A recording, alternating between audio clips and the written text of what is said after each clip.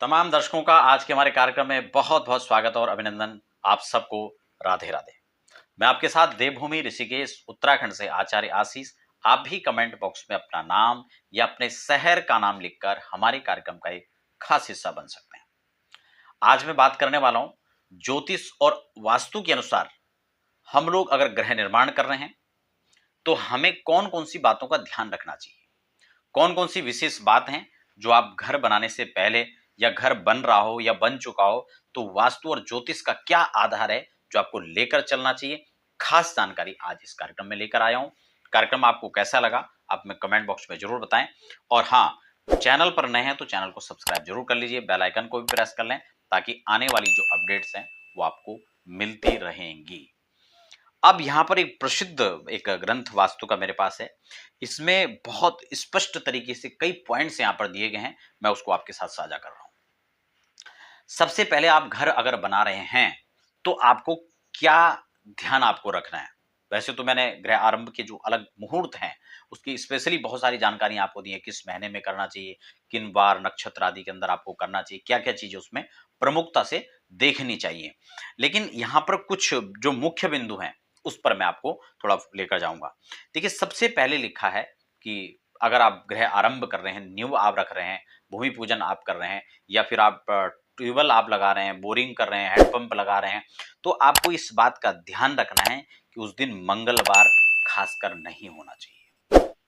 हो सके तो आप रविवार को अवॉइड करें। कई लोग शनिवार को लेकर विचार करते हैं, लेकिन शनिवार को लेकर के ऐसा यहाँ पर नहीं विचार किया जाता है और नहीं किया जाना चाहिए, क्योंकि वो कई सारी चीजों के लिए वहां पर उसको अलाउ किया गया है। तो खासकर मंगलवार तो बिल्कुल भी आपको इसमें नहीं लेना है। दूसरा है कि गृह आरंभ के समय में कुंडली आपको तैयार करनी है और उसमें ये इस बात का ध्यान रखना है, चार्ट आपको बना लेना है, उसमें तीसरे, छठे और 11वें स्थान में पाप ग्रह हो तो निर्माण कार्य शुरू नहीं करना चाहिए। हालांकि तृतीय स्थान के अंदर और छठे स्थान के अंदर उसका इतना विचार नहीं किया गया है, लेकिन फिर भी एकादश स्थान को तो प्रमुखता से देखना ही चाहिए। ठीक है ना, इस बात को आपको ध्यान में रखना है। एक और चीज जो आपको एक चार्ट बनाकर अपने राशि के अकॉर्डिंग आपको चेक करना होता है, खासकर चंद्रमा को। क्योंकि जब आप चार्ट तैयार करेंगे तो आपकी मान लो मेष लगन से आपने चार्ट तैयार किया और आपकी राशि भी मेष है, तो आपने मेष को सबसे पहले लिख देना है, यानी एक की क्रम से आपको गिनती आपने शुरू करनी है, सभी राशियों को कुंडली में भर देना है। और फिर 4, 8 और 12वें स्थान में उस दिन के गोचर वाले चंद्रमा नहीं आना चाहिए, इसको आपने नोट कर लेना है। दूसरा यहां पर लिखा हुआ है कि मेष, कर्क, तुला और मकर लग्न में ग्रह आरंभ ना करें। ये बहुत मुख्य बिंदु है, जरा आप इसको बहुत गौर से आप सुन लीजिए और इसको समझ लीजिए, क्योंकि ये वो बिंदु मैं आपको बताने वाला हूं। हालांकि मैं इस पर पहले डिस्कस कर चुका हूं कई बार, लेकिन ये प्रमुखता से यहां पर ये बिंदु उठाया गया है। कई बार क्या होता है कि आप घर निर्माण शुरू कर देते हैं, अपना गृह निर्माण, लेकिन इस प्रकार की बाधाएं बीच में आती हैं कि आपको काम रोकना पड़ जाता है, या फिर काम चल रहा है लेकिन चल रहा है या रुका हुआ है ये आपको ही समझ नहीं आ रहा है, क्योंकि काम तो हो ही नहीं रहा है। 2 दिन ठेकेदार आता है तो उसके मिस्त्री भाग जाते हैं, मिस्त्री आते हैं तो लेबर नहीं है, लेबर भी है मिस्त्री भी है तो मटेरियल नहीं है, सब कुछ है तो बीच में फाइनेंशियली आप जो है अप डाउन होने लगे, या हेल्थ इश्यूज बीच में आने लगे, या कोई विवाद की स्थिति बीच में बन गई। कहने का मतलब सिर्फ और सिर्फ ये है कि इतने सारे अड़चने और व्यवधान आते हैं कि वो काम ठीक समय पर तो बिल्कुल नहीं हो पाता, बहुत लंबा खींचता चला जाता है और काफी उसमें समय का, धन का अतिरिक्त जो है उसमें व्यय होता है। तो ये यहां पर लग्न, इसलिए मैं बार बार इस पर जोर देता हूं कि सर्वे दोषा विनिश्यन्ति लग्न शुद्धि यदा भवेत्। ये शास्त्र सूक्ति है, क्योंकि लग्न अगर आपने शोधन कर लिया तो बहुत सारे दोषों का तो अपने आप में ही निदान हो जाता है। ठीक है ना, सर्वे दोषा विनिश्यन्ति लिखा हुआ है, तो ठीक है। तो यहां पर जो लग्न है मैं आपको बता दूं, इन 4 लग्नों के अंदर आपको गृह आरंभ कदाचित नहीं करना है। ठीक है ना। अब उसके बाद आपको चौथा पॉइंट यहां पर लिखा हुआ है कि कुंडली के छठे, 8वें, चलो इसको हटाओ। उसके बाद यहां पर लिखा हुआ है एक खास बिंदु यहां पर है कि गृह आरंभ के समय में सूर्य यदि निर्बल हो, ठीक है ना, या अस्त या नीच हो तो गृह स्वामी के लिए कष्टकारी होता है। इसको भी जो है अवॉइड करना चाहिए। कई बार इसमें ये भी यहां पर भी लिखा हुआ है कि इसमें क्या होता है कि कई बार गृह स्वामी की भवन बनने से पहले या भवन का सुख नहीं मिल पाता, उनकी मृत्यु तक हो जाती है। ये बड़ा बिंदु है, ये घबराने की बात नहीं है। शास्त्र में जो चीजें लिखी हैं उससे डरने की बात नहीं है, सिर्फ उसको समझने की बात है और समझकर अमल करने की बात है। ठीक है ना? तो इस बिंदु को आप अपना जरूर ध्यान में रखें, इससे सावधानी बरतनी चाहिए। एक और महत्वपूर्ण बिंदु है कि गृह निर्माण के दिन बृहस्पति अगर निर्बल हो या अस्त या नीच हो तो धन का अभाव हो जाता है। अगर ऐसी स्थिति में अगर आपने गृह निर्माण किया, गृह आरंभ किया, तो क्योंकि बृहस्पति धन के कारक है, हर चीज का एक लॉजिक है, ठीक है ना? और अगर इसके निर्बल होने से क्या हो सकता है? धन का अभाव, वित्त का अभाव हो सकता है, संतति का अभाव ऐसे घरों में हो सकता है। तो इस चीज को थोड़ा सा हमें प्रमुखता से ध्यान में रखना चाहिए। एक और बिंदु हम यहां पर ले लेते हैं, कहा कि निर्माण जब हो उस तिथियों में आपको रिक्ता तिथि खासकर वर्जित आपको रखनी है, ठीक है ना? और रिक्ता के साथ साथ अमावस्या भी, ये मैं आपको पहले कई बार इस बिंदु को बता चुका हूं, ठीक है ना? क्योंकि रिक्ता तिथियों में अगर आप गृह आरंभ करते हैं, गृह निर्माण करते हैं और इवन आप गृह प्रवेश भी करते हैं, ठीक है, वैसे तो रिक्ता तिथियों का लगभग हर कार्यों के अंदर वर्जित बताया गया है, लेकिन अगर गृह निर्माण आप करते हैं या गृह प्रवेश आप कर देते हैं तो यकीन मान के चलें कि बहुत बार ये आपने खुद भी देखा होगा कि व्यक्ति के पास सब कुछ होता हुआ भी वह व्यक्ति रिक्त ही रहता है। बहुत सफलता या संतोष उस व्यक्ति के जीवन में उसको नहीं प्राप्त हो पाता है। बहुत सारी चीजों का जीवन में अभाव बना रहता है, इसलिए इन तिथियों को कम से कम आपको अवॉइड करना चाहिए।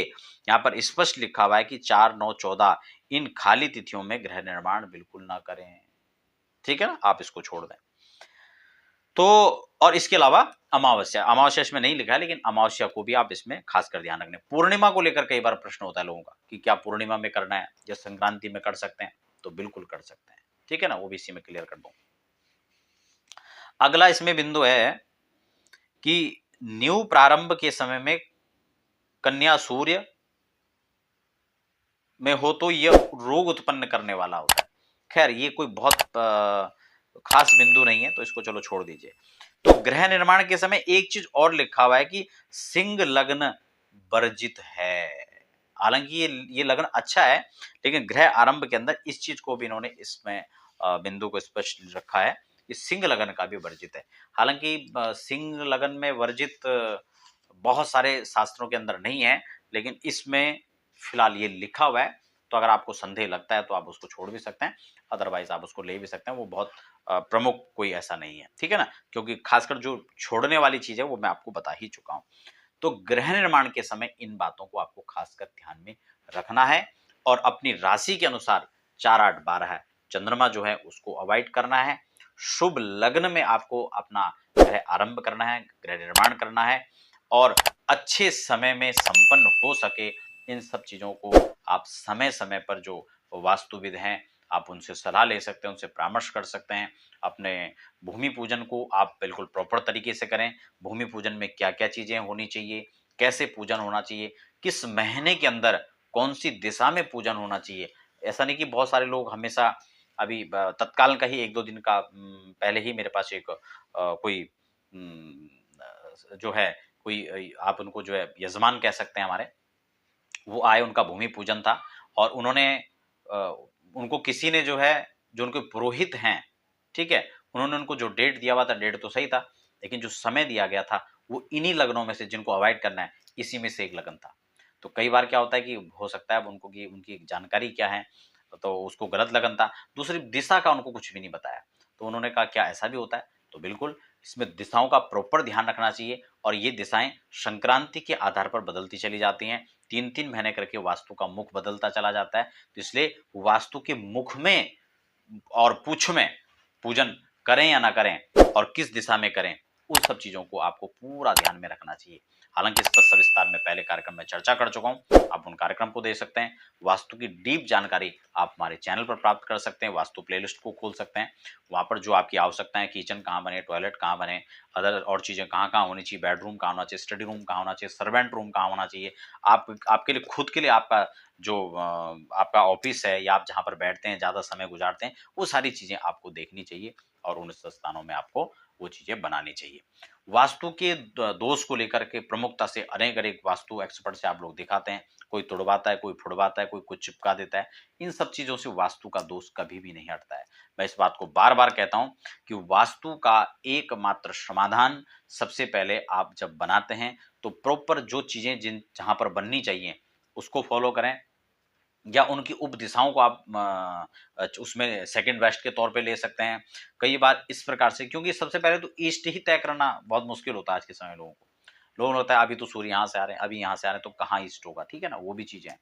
तो वो आपको देखनी है और वास्तु का निश्चित रूप से उस समाधान में हर बार आपको कहता हूँ, वो सिर्फ़ और सिर्फ़ वास्तु शांति है।